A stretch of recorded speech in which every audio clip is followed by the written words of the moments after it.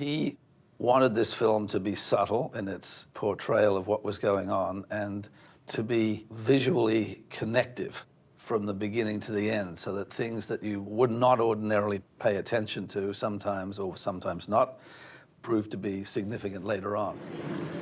For instance, there are many times in the movie where you see the funeral barge. The camera just pans across it, or it goes through the foreground, or it goes through the background.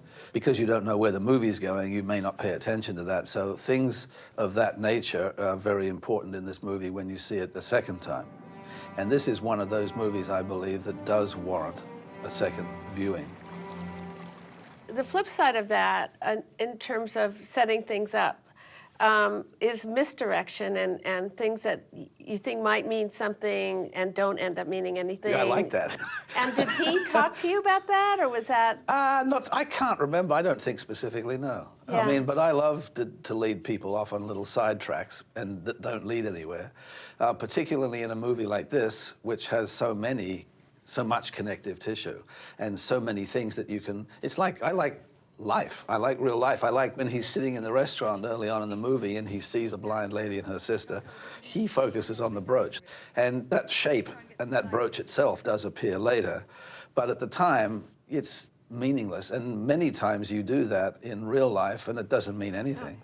You look at someone going by and you might notice a hat or a brooch or an earring or something, and it doesn't lead anywhere. But having it in a movie, to me, is interesting, whether it leads somewhere or not. It says something about the person who's watching. Right. You said that you had developed on this film a weird, sort of not normal way of cutting. And I think it's some of that. I don't know if you want to elaborate further on how you approach the film. Yeah, I think that there is a comfortable way of editing where people want to be unaware of cuts, and in most movies that's generally the way you want to go. But in this movie I deliberately cut in unusual rhythm. I would hold shots when there seemed to be no reason to do so, or I would cut off them too quickly, or I would cut to things that were 180 around and not in the same line. I just wanted to, without making it too obvious, throw people off balance a little bit that way. One place I can remember was when she goes back to England because their son has had an accident. She's about to leave the school, and a little boy comes in the background and says, "The taxi's here." And they're about to go out this door, but then they turn around and they go out the other door and they close the door. And because Tony Richmond didn't cut the camera, I just rolled on, and I played the rest of the scene with their voices over the closed door.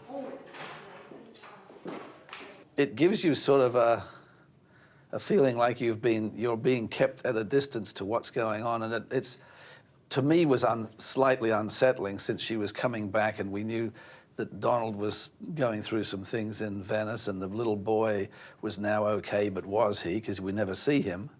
Things like that, you know. I like the fact that that closed door keeps the audience away.